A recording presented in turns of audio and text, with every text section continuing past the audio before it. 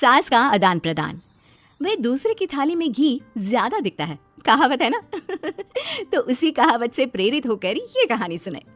मीरा अपनी सहेली सीमा से कहती है, क्या रे सीमा, तेरे जैसी सास भगवान सबको दे। कोई रोक टोक नहीं, कोई बोलियां नहीं, आराम से रहती है और आराम से रहने देती है। एक मेरी सास है। माना कोई रोक टोक नहीं है, लेकिन दूसरी कई परेशानियां हैं जो मेरी सास के साथ है, तू नहीं समझेगी। चल अच्छा रखती हूँ, ननद आई है, उसकी खातिरदारी करनी है।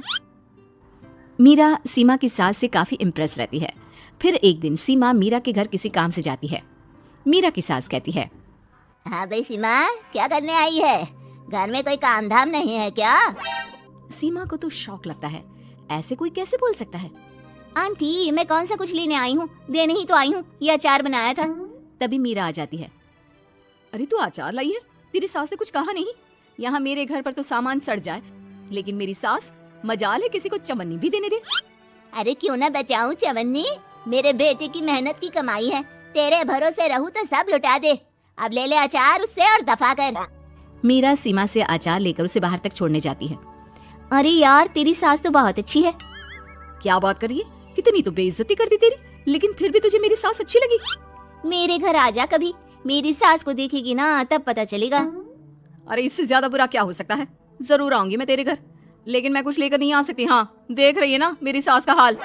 हाँ हाँ, कुछ न लाना, मैं तो कहती हूँ खाली झोला ले आना बस। सीमा चली जाती है। फिर क्या, दोनों अपने काम में लग जाती हैं। लेकिन एक रोज न जाने क्या होता है, मीरा सीमा के घर आती है। सीमा की सास कहती है, अरे सीमा, देख तो कौन आया है, तेरी सहेली मीरा। मीरा, आज कैसे यहाँ पर? आजा आजा। और ये हाथ में क्या है तेरे? क्या मतलब? कुछ नहीं आंटी जी, ये तो खाली थैला है। वो क्या है ना, मंडी जा रही थी तो सोचा मीरा से मिलती चलूं। अरे काहे को मंडी जाना, कल ही मेरा बेटा सब्जी लेकर आया है। अरे मीरा, जरा सीमा का ये थैला तो भर दे।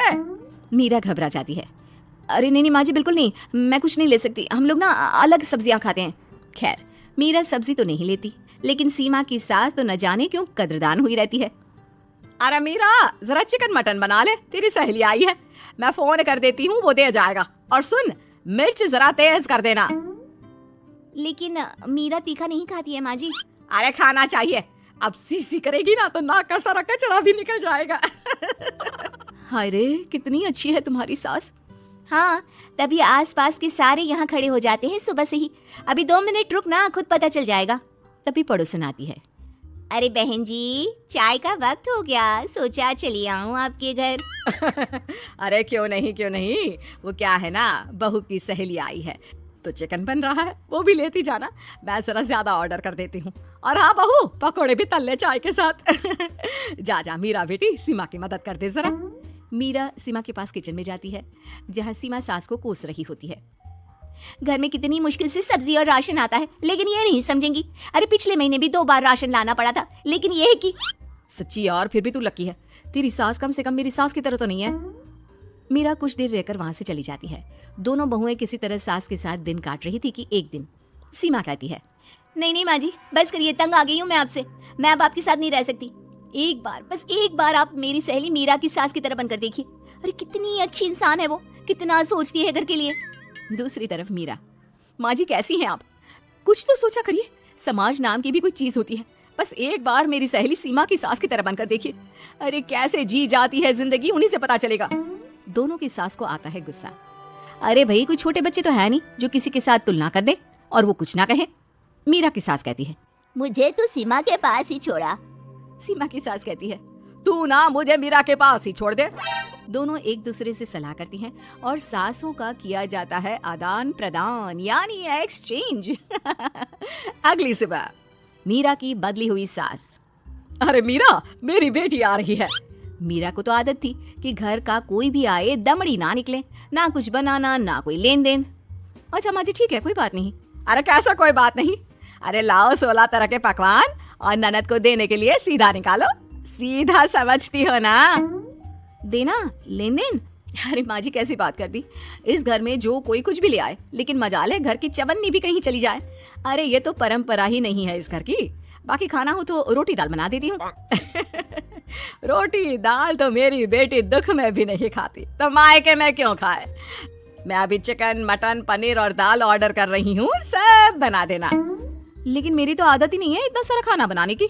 नहीं नहीं माँ जी, मुझे तो माफ करें। अरे कैसी बात कर रहे हैं? तेरी सास की बेटी नहीं आती थी क्या? आती थी ना, खूब आती थी, लेकिन मजाले की सास कुछ एक्स्ट्रा कर दे। माँ जी देखिए, मेरी तो ये आदत नहीं है। दूसरी तरफ सीमा, माँ जी वो मेरे मायके से लोग आ रहे हैं तो मैं जरा उन लोगों के लिए कुछ बना लेती हूँ।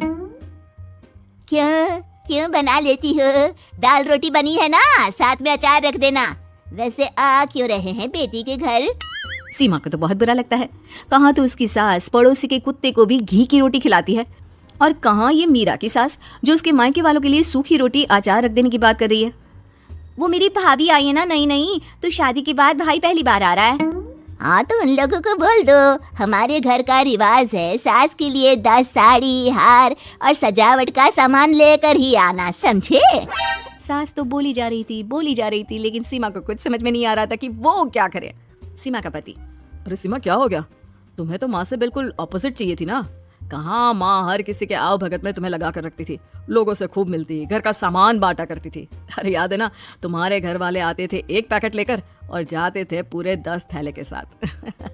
अब आएंगे 10 पैकेट लेकर और जाएंगे खाली हाथ। सही है। नहीं मुझे नहीं चाहिए ऐसी सास, ये सब तो मुझे पता ही नहीं था। सीमा घबराकर मीरा की सास को लेकर उसके घर जाती है, जहाँ मीरा, सीमा ले जा अपनी सास भाई। हाँ मैं भी तेरी सास वापस ही देने आई हूँ। चलो मम्मी जी, मेरे लिए तो आप ही सही हो।